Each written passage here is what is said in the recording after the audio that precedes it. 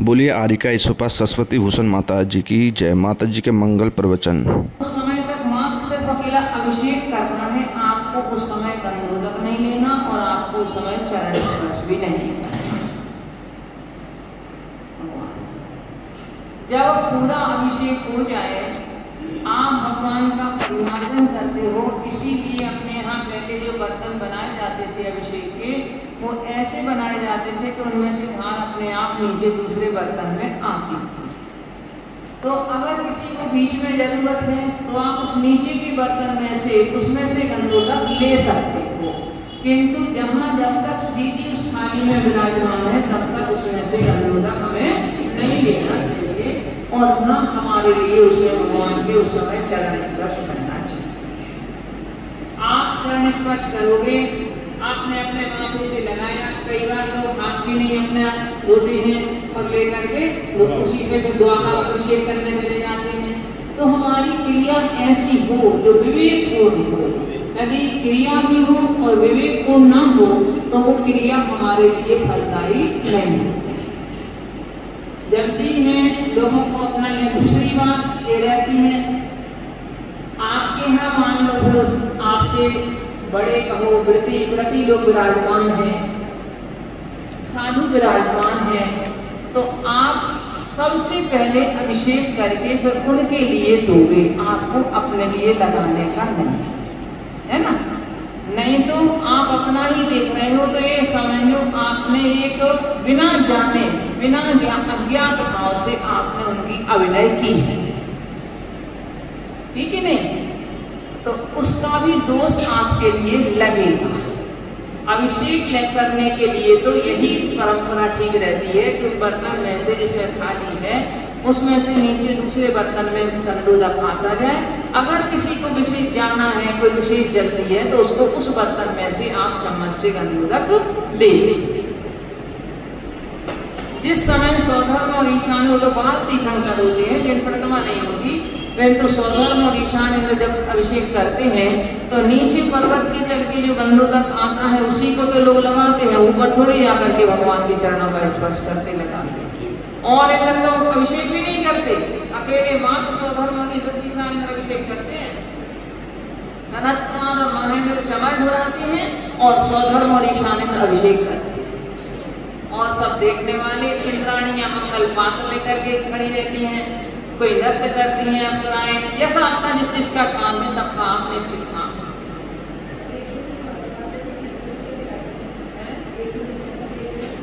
सुनाई नहीं दे रहा।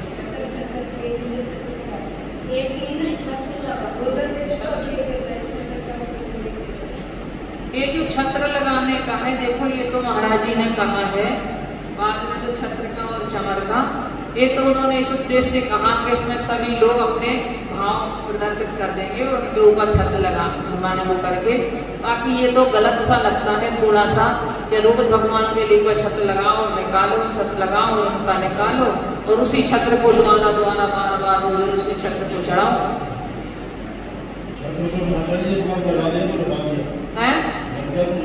हाँ, उसी छत्र को रोज हम अपना भगवान को दिखाएं कि हम आपको छत्र चढ़ा रहे और रोज उसको निकालें, रोज उसको रख लें, फिर दूसरे दिन फिर वही छत्र, तीसरे दिन फिर वही छत्र।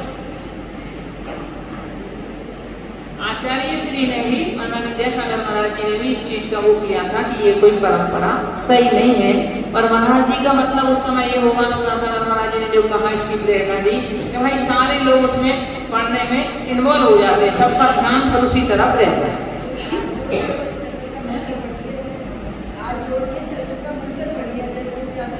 कोई जरूरी तो नहीं है,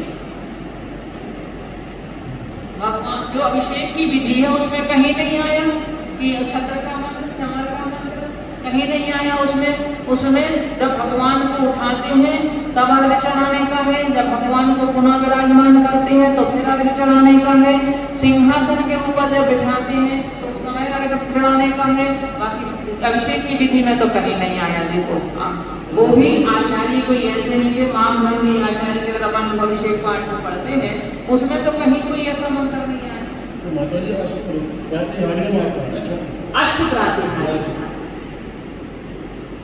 अष्ट प्रातिहार्य में भी आता, मंगल द्रव्य में भी आता है।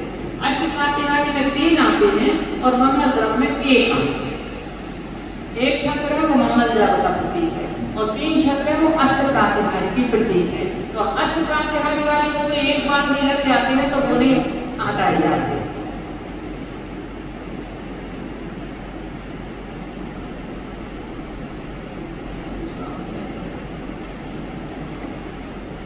हाँ, आप लोगों की एक परंपरा देखी कि आप सब लोग नहीं पढ़ते हो अभिषेक पाठ को।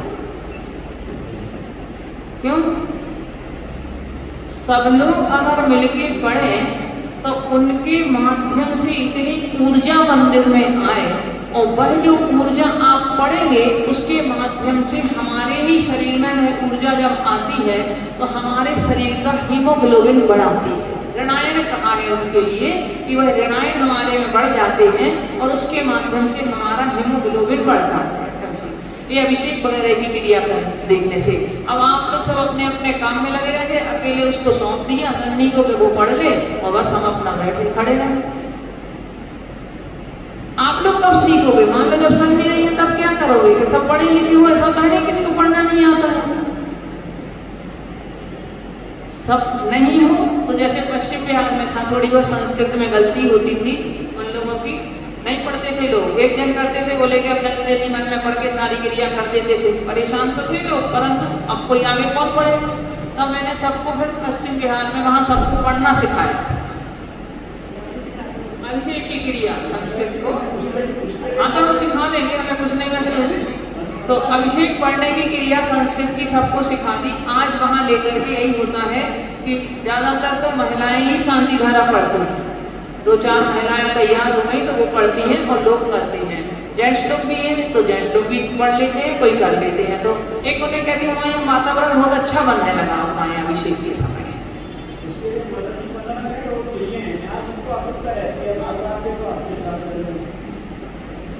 बाबा जी 5-7 मिनट ज्यादा लगेंगे, इतनी आकुलता की बात क्या है?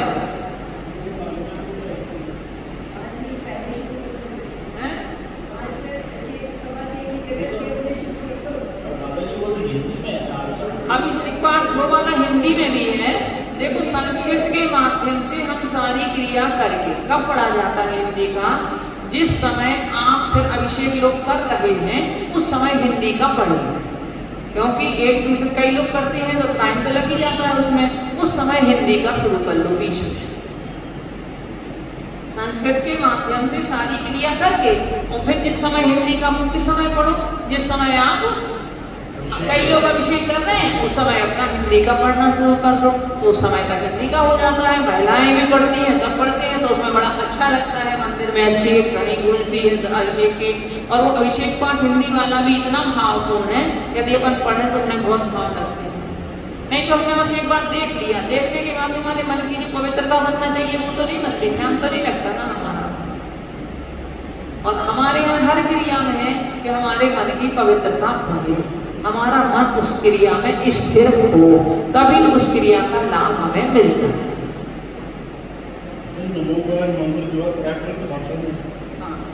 इसी को बच्चों को पहले सिखाते हैं नमोकार, तो प्राकृत भाषा से संस्कृत और हिंदी तो बात नहीं है। पहले प्राकृत से मतलब है स्वाभाविक भाषा, प्राकृतिक। हाँ, तो पहले बोलचाल की भाषा यही थी। और संस्कृत को तो देव भाषा कहा जाता है।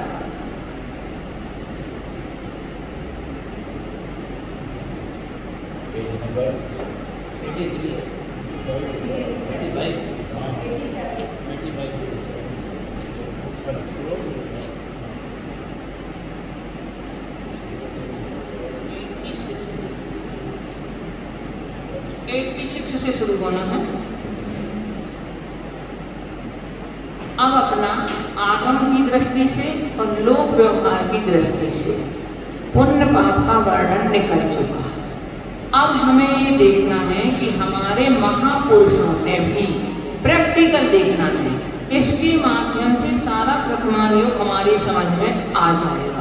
अब जो छंद आएंगे उनके माध्यम से सारा प्रथमायोग हमें समझ में आएगा। हमारे किन किन महापुरुषों ने किस तरह से वह पुण्य और पाप के को अपने जीवन में झेला। कैसे उन्होंने किया अपन को ये देखना है। देखें 47वां छंद है 86 पृष्ठ में। किताब तो और आगे पर भूल गए मिलाना, कल आ जाएंगे। पुण्य पाप के चक्कर ने तीर्थंकर तक को नहीं छोड़ा, धर्मनिष्ठ सती सत्पुरुषों के इनका लगा रहा जोड़ा। पुण्योदय में नाम विनाश आदिश्वर कहलाए थे, अशुभोदय में घर घर घूमे परिहार न पाए थे। उन कहते पुण्य और पाप के चक्कर में तीर्थंकर भगवान को भी नहीं छोड़ा। उन्हें भी अपने जीवन में पुण्य और पाप के बड़े तीव्र फल भोगने पड़े। धर्म और तीर्थंकर के अलावा और जितने भी धर्मनिष्ठ सती और सज्जन पुरुष थे, उनके भी पुण्य और पाप का जोड़ा लगा रहा। कभी तीव्र पुण्य में उदय तो कभी पाप का उदय, कभी एक पुण्य और पाप दोनों साथ साथ में इनका जोड़ा उनके भी बना रहा, अर्थात वो भी इससे अछूते नहीं रहे। जैसे सबसे पहले दिया कि नाभिराय शुद्ध अर्थात आदिश्वर, ये तीर्थंकर पुण्य के तीव्र पुण्य प्रकृति है। सबसे ज्यादा उत्कृष्ट यदि पुण्य प्रकृति है तो तीर्थंकर प्रकृति है। तीर्थंकर प्रकृति का को लेकर के आए थे। उदय में उस समय नहीं थी, बचपन में उदय तो आती है 13वें स्थान में, किंतु सत्ता में पड़ी हुई प्रकृति भी क्या करती है, अपना फल दिखाती है। और उसके साथ साथ और भी जो पुण्य प्रकृतियां साथ में बनती हैं, उनके माध्यम से भी तीर्थंकर प्रभु के लिए इतनी सारी सुविधाएं, इतना सारा वैभव उन्हें मिलता है। पंच कल्याणक होते हैं, वह शुरू के जो 3 कल्याणक हैं वो तीर्थंकर प्रकृति के उदय में नहीं होते, किंतु तीर्थंकर प्रकृति के साथ जो अन्य प्रकृतियां पुण्य के रूप हैं, उन प्रकृतियों के उदय में होता है। तीर्थंकर प्रकृति का साक्षात उदय तो कहाँ आता है, 13वें गुण स्थान में आता है। अनंत अवस्था जहाँ प्राप्त होती है वहीं तीर्थंकर प्रकृति का उदय आता है। तो वह आदिश्वर कहलाए, किंतु असुर कर्म का उदय देखो, जिन्होंने सारी प्रजा को सत्कर्म सिखाए। आदिनाथ भगवान एक ऐसे तीर्थंकर हुए हैं कि जिन्होंने लोगों को धर्म भी सिखाया और कर्म भी सिखाया, दोनों ही लोगों के लिए सिखाए उन्होंने। क्योंकि उस समय की व्यवस्थाएं ऐसी थी, भोग भूमि का अभाव हुआ था, कर्म भूमि का शुभारंभ होने वाला था, अभी हुआ नहीं था, और फिर भी मुंडावसर अपने काल के दोष से आदिश्वर प्रभु तीसरे ही काल में जन्मे और तीसरे ही काल में मोक्ष चले गए। तो तीसरे काल में यद्यपि जघन्य भोग भूमि का काल होता है यहाँ, परंतु फिर भी वहाँ कर्म भूमि के कार्य इसके लोगों को नहीं आते थे। तो आदिश्वर प्रभु ने फिर उनके लिए भाई कर्म भूमि संबंधी व्यवस्थाएं सारी सिखाई। उनको सिखाई स्वधर्मेंद्र, जो गर्भ में आने के 6 महीने पहले से भी सारा जान गया था, समझ गया था कि अब भगवान का अवतार होने वाला है, भारत भूमि में तीर्थंकर का जन्म होने वाला है। इतने पहले से जानने के बाद भी, और वह भी जब प्रभु दीक्षा लेकर के जब चले गए और दीक्षा लेगी, उन्होंने दीक्षा लेके तपस्या 6 महीने लीन हुए, और उसके बाद जब आहार को निकले तो कोई विधि जानता ही नहीं था। तो सौधर्मेंद्र उनको विधि नहीं सिखा पाया, उसके मन में ये नहीं आया कि क्या कारण है कि मुनिराज आदिश्वर दीक्षा लेने के लिए आहार नहीं मिल रहा है, लोग विधि नहीं जान रहे हैं, तो विधि कैसे इनके लिए सिखाई जाए, ये उसके दिमाग में नहीं आया। क्योंकि जब तक उनका तीव्र कर्म का उदय था, जब तक वो इंद्र भी भूल गया। जब पुण्य कर्म का उदय आया तो उसके लिए स्वयं ही वैसे निमित्त मिल गए राजा श्रेयांश के लिए स्वप्न आ गया और उस नगरी की ओर उनका हस्तिनापुर की ओर मुनिराज आदिश्वर का विहार हो गया। सारी प्रक्रियाएं सारे निमित्त उसके योग्य मिल गए, किंतु जब तक अशुभ कर्म का उदय रहा तब तक वह इंद्र भी भूल गया। लोगों के लिए भी किसी को समझ नहीं आया। जब उन्हें अभी 6 महीने 7 महीने के बाद जब उनको मान लो स्वप्न आया, पहले भी आ सकता था, पहले भी आ सकता था, परंतु नहीं, कर्म का योग था। एक बार की अभी की बात बताएं, एक मुनिराज नगर में आए, 3 दिन तक उनकी विधि नहीं मिली। गर्मी के दिन में भी उन्होंने तिल के लड्डू की प्रतिज्ञा ली। अब गर्मी के दिन में तिल के लड्डू कोई नहीं खाता, न तिल घर में ज्यादा रखते हैं। 3 दिन हो गए, महाराज का आहार नहीं हुआ। चौथे दिन एक महिला को स्वप्न आया कि घर में तिल रखा है, तुम लड्डू नहीं बना पा रहे और मुनिराज को नहीं पढ़वा पा रहे। सुबह उठी, उसने तिल के लड्डू बनाए, चौका लगाया और लेकर के खड़ी हुई परनाहन को, और आहार मुनिराज का हो गया। कहने का मतलब है कि जब तक पर मुनिराज का भी उनका भी कर्म का उदय था, तब तक 3 दिन तक नहीं आया उस वक्त। इसी तरह से यहाँ तो कितना समय निकल गया, 6 महीने निकल गए, 6 महीने तक नहीं उनके लिए आया।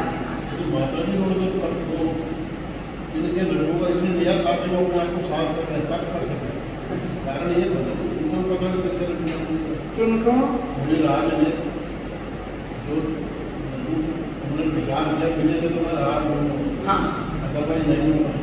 तो उनको भी पता था मुझे तपना, मुझे आप करना ही नहीं, ऐसा कुछ नहीं है।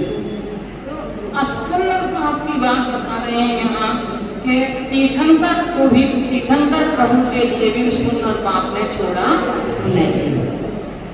कमठ किया उपसर्ग अशुभ में पारस प्रभु ध्यान रख के, पद्मावती धरणेन्द्र निवारा पूर्ण योग में आकर के, निंदा कीनी गौतम गणी गर्व करके, करी प्रशंसा पुण्योदय में जिन वर वेश स्वयं धर के। आचार्य शांति सागर महाराज जी का भी दृष्टांत आता है। दृष्टांत की घटना आती है कि उनका 15 दिन तक आहार नहीं हुआ था। उन्होंने प्रतिज्ञा ली थी, नवजात गाय, उसके साथ बछड़ा, और वह थाली में गुड़ और चने खा रही। अब हुआ क्या, अचानक, कहते विधि से विधि मिलती है, तो 15 दिन हो गए, आहार नहीं मिला। आखिर 15 दिन के बाद क्या होता है, श्रावक खड़े मार के, बाजार में जिनके घर थे वो वहां खड़े बड़गाहन करने के लिए, इतने में किसी गाय के जिसने बछड़े को जन्म दिया था वो उसको साथ में लेकर के जा रही। अब उस समय भूख की वेदना तो उसे थी, तो जो श्रावक बड़गा रहे थे उन्होंने चना और गुड़ अपनी थाली में रख लिया था, और गाय का मुंह वहां से उस थाली में लगता है, तो इधर से मुनिराज आते हैं और वह खड़े हो जाते हैं, पढ़ते हैं। शांति सागर महाराज 1920 में दक्षिण वाले, हाँ, दक्षिण वाले शांति सागर महाराज जी का, उनके जीवन की ये घटना आती है। अगर वो निश्चय न करते तो उन्हीं क्रिया ही खत्म हो जाती। बिल्कुल सही। सबसे बड़ा योगदान है उनका। तो कमठ किया उपसर्ग अशुभ में, कमठ ने पार्श्वनाथ भगवान पर यदि उपसर्ग हुआ तो उनका भी अशुभ कर्म के हृदय में ही हुआ, क्योंकि दूसरे के परिणाम भी हमारे प्रति बिना हमारे अशुभ कर्म के नहीं बिगड़ सकते। हमारा कोई ना कोई अशुभ कर्म का उदय होगा, बाहर से हमने उसका कुछ नहीं किया हो, बाहर से हमने कुछ उसका बिगाड़ा नहीं हो, किंतु फिर भी उसके परिणाम यदि हमारे प्रति खराब खराब हो रहे हैं, हमें कष्ट देने के हो रहे हैं, तो ये निश्चित है कि हमारा कोई ना कोई संबंध पूर्व का ऐसा जुड़ा हुआ है, हमारा कर्म का उदय ऐसा है कि उसके हमारे प्रति भाव खराब होते हैं। तो कमठ के भाव खराब हुए जब वहाँ पार्थ प्रभु जिस समय ध्यान लीन थे मुनि अवस्था में, और ध्यान लीन और मुनिराज के प्रति उन पार्थ कमठ के भाव खराब हुए, उसने उपसर्ग किया, पर वो उपसर्ग भी देखो 7 दिन तक चलता है। 7 दिन तक तो धरणेन्द्र और पद्मावती को भी ख्याल नहीं आया, ना उनके आसन हिले, किंतु जैसे ही उनका समय केवल ज्ञान की प्राप्ति का आया, उपसर्ग दूर होने का समय आया, तो वहां उनके आसन भी हिल गए और वो आए। किंतु इसका मतलब हम ये नहीं लें कि वह धर्मेंद्र पद्मावती ने उपसर्ग का निवारण किया, उन्होंने कमठ को भगाया अपनी शक्ति के बल से, अपने बल से। आप लोगों को मालूम हो या नहीं हो, आप लोग पता नहीं हो ऊंचा जी गए या नहीं, तो वहां जो पार्श्वनाथ भगवान का मंदिर है, अंदर जो पार्श्वनाथ भगवान की प्रतिमा पद्मासन विराजमान है, बाहर 2 प्रतिमाएं खड्गासन है, उन पे केवल ज्ञान का जो उपसर्ग का चित्र, पूरा चित्रण उस पे है। तो भट्टारक जी वहां समझा रहे थे कि नहीं श्रावकों के लिए, बोले जिस समय कमठ ने उपसर्ग किया उस समय देखो पहले तो धर्मेंद्र गए, परंतु जब वो कमठ धर्मेंद्र पर भी भारी पड़ने लगा तो पद्मावती फिर अपना वज्रदंड लेकर के जाती है और वह कमठ को ललकारती है, तब कमठ अपनी माया को समेट करके और वह भागता है। मतलब वो वहां उपस्थित थे, किंतु ऐसा नहीं है कि उन्होंने लेकर के भगवान, क्योंकि जब तीर्थंकर प्रभु जैसे उनको अपने सिर पे बिठाया हो, अपने खंड पे बिठाया हो, ये तो उनकी विशेषता बताने के लिए कथन किया गया है। अन्यथा यही ठीक है कि पद्मावती और धर्मेंद्र वहां उपस्थित हुए, उपस्थित उनकी उपस्थिति में उन्होंने कमठ के लिए ललकारा और कमठ को ललकार करके वह कमठ ताकि अपनी सारी विक्रिया को समेट करके वह भाग खड़ा हुआ। अंत में जैसे ही भगवान को वहां केवल ज्ञान की प्राप्ति हुई तो वहां वह उनके चरणों में आकर के गिर पड़ा, उसने अपनी गलती का पश्चाताप किया। तो उनका पूर्ण योग था, तो उन्होंने आकर के वहां अपनी उपस्थिति दी और एक दूसरे ने अगर ललकारा तो ये भी समझ लो इससे भी उनके ऊपर एक आता है कि उन्होंने ये उपसर्ग को दूर किया। भाई अगर कोई है, आप किसी की हेल्प कर दो, किसी के साथ कोई शत्रु लड़ने के लिए आ रहा है, आप उसके लिए भी भगा दो, तो यही कहा जाएगा कि उन्होंने हमारी हेल्प की, उन्होंने हमारा अच्छा किया। तो उसमें यही भी इसका भी श्रेय इसलिए पद्मावती और धर्मेंद्र को जाता है कि उन्होंने उस उपसर्ग का निवारण किया। वीर प्रभु की निंदा कीनी गौतम गणी गर्व करके, भगवान महावीर स्वामी की, क्योंकि ये निश्चित है कि जो ब्राह्मण मत को मानने वाले हैं उन्हें दिगंबर मत से दिगंबर साधुओं के प्रति उन्हें श्रद्धा नहीं हुई उनके लिए। तो अब वो उस समय भी जब भगवान महावीर स्वामी, उनका तो देखो 3 लोक के नाथ, अनंत प्रभु की अवस्था में, तो उनकी सारे लोग तो जब देव भी उनकी शरण में आ रहे हैं, मनुष्य भी जा रहे हैं, त्रियंश भी जा रहे हैं, तो उस समय पहले तो वह गौतम जब ब्राह्मण के प्रवेश में थे तो उन्होंने उनकी निंदा की, बुराई की, किंतु वही गौतम ने जब भगवान महावीर के चरणों में पहुंच गए तो वही उनकी प्रशंसा क्या की, उनके शिष्य बन गए और ऐसे शिष्य बन गए कि साथ में उनके ही उन्होंने भी केवल ज्ञान को उसी दिन प्राप्त किया और अंत में उन्होंने भी मुक्ति को प्राप्त कर लिया। तो हाँ, वो पूरी घटना हम शॉर्ट में उसने बताई थी हमने एक दिन कि जब भगवान महावीर की वाणी 66 दिन तक नहीं फिरी तब उस समय पर इंद्र के मन में आया और इंद्र गया, उन्होंने त्रैकाल्यम द्रव्यषट्कम जाता, जो हमारा तत्वार्थ सूत्र के बीच में 4 लाइनें हैं, वह वाला श्लोक उनसे उसका अर्थ पूछा। परंतु उन्होंने कहा 3 काल कौन से होते हैं, सुबह दोपहर शाम भी होती है, भूत भविष्य वर्तमान भी होता है, कुछ भी हो सकता है, पर एक उत्तर को उसका नहीं दे सकते। द्रव्य क्षेत्र कौन से हैं, पंचास्तिकाएं कौन से हैं, क्योंकि ये जो शब्द हैं ये जैनागम के ही शब्द विशेष रूप से हैं और कहीं दर्शन में ये शब्द नहीं मिल पाते। यदि मिलते भी हैं शब्द तो उनका अर्थ थोड़ा अलग होता है। डिक्शनरी में बहुत सारे शब्द ऐसे हैं जो अपने आगम के हैं, परंतु उनका अर्थ थोड़ा सा अलग होता है। अगर उन अर्थ की भी सूक्ष्मता में हम जाएं तो हम जैनागम उससे जो अर्थ निकालते हैं अपने आगम का, वो अर्थ उसका निकलता है, उससे प्रतिभाषित होता है। तो उन्होंने पहले वीर प्रभु की निंदा की, परंतु वही उनके सबसे बड़े प्रशंसक बन गए पुण्य के उदय में, और उन्होंने स्वयं जन्मन वेश को धारण कर लिया। पुण्योदय में राम राज्य को भीड़ जुड़ी जयकारी थी, इसे पता था वनवास का कर्मों की बलिहारी थी।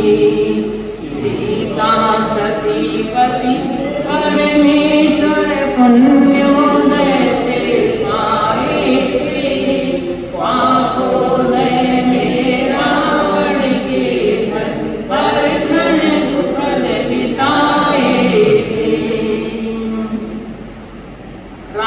राज देने के लिए सारा नगर उमड़ रहा, सारी तैयारियां हो चुकी थी, मात्र राज तिलक करना राम का रह गया था। किंतु किसे ये मालूम था कि ये राज तिलक तो नहीं होगा, किंतु वनवास हो जाएगा राम के लिए। कोई उस समय किसी के मन में ये शंका भी नहीं आई होगी कि राम को राज नहीं मिल पाएगा, क्योंकि सारी प्रजा भी राम को चाहती थी, पिता भी चाहते थे, माताएं भी चाहती थी, परंतु मात्र निमित्त क्या मिला कि जो मंथरा और ये नाम आता है ना, ये तो हिंदू उसके हिसाब से आता है। जब केकई का स्वयंवर हो रहा था, दशरथ का केकई का स्वयंवर था, उस समय केकई का वर्ण और दूसरे राजा करना चाहते थे और इन्होंने दशरथ के गले में वरमाला डाल दी, तो दूसरे राजाओं ने युद्ध कर लिया। उस समय केकई ने स्वयं रथ का संचालन किया था राजा दशरथ के, और उन्होंने राजा दशरथ का सहयोग किया था। तो राजा दशरथ ने उनसे कह दिया था कि आपको जो मांगना हो आप वो मांग लो। कहा वैसे एक नीति है कि कदम उठाओ तो बड़े सोच समझ करके उठाओ, कसम खाओ तो बड़ी सोच समझ के खाओ, और अपनी कलम चलाओ तो भी बड़ी सोच समझ के चलाओ।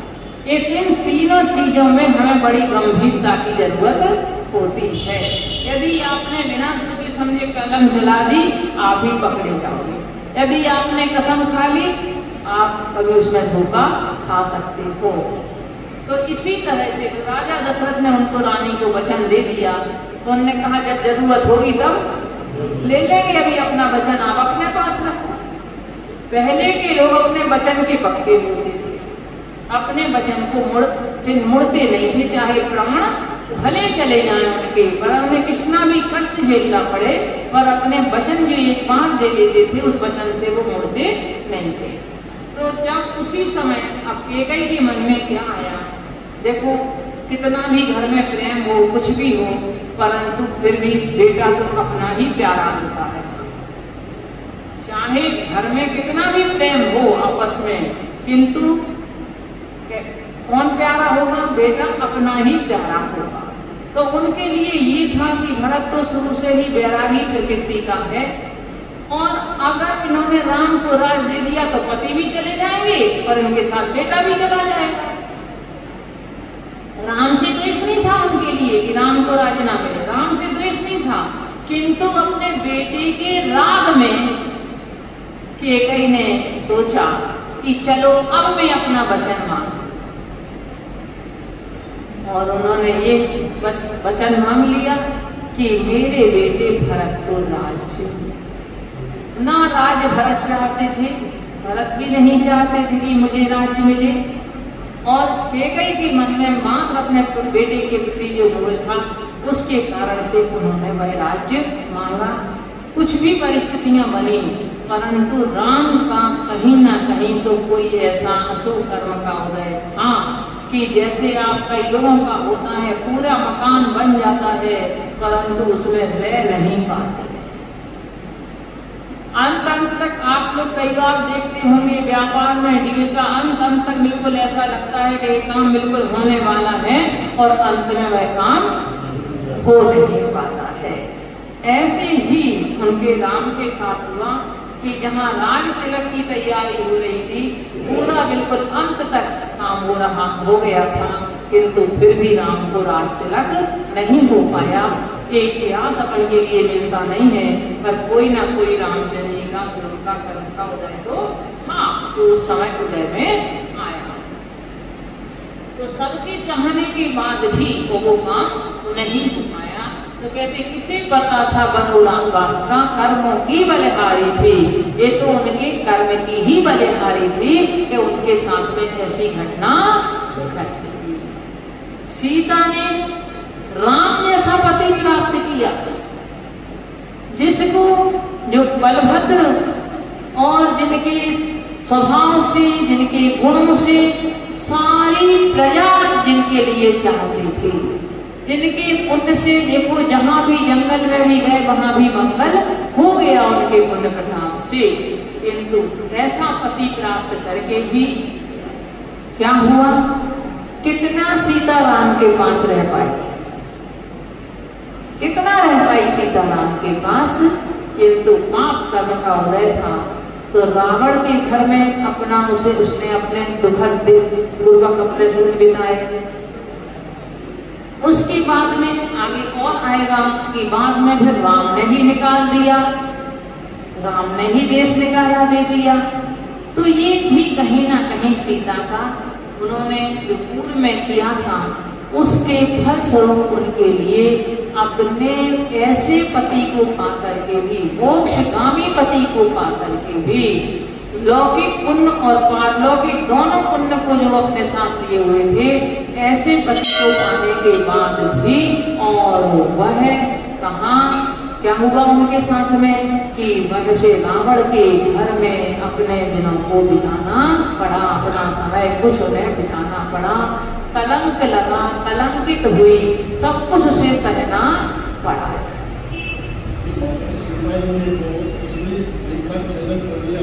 अब कर लिया, अब किया है आर्या बन के अब पुण्य उदय में राम लखन में रावण हन सीता आई, पापोदय में अपवादों से जंगल में भी छुड़वाई, देश निकाला बन बन भटकी किंतु धर्म नहीं छोड़ा, पुण्य उदय में रवि कुश जैसा अमर मिला सीता जोड़ा।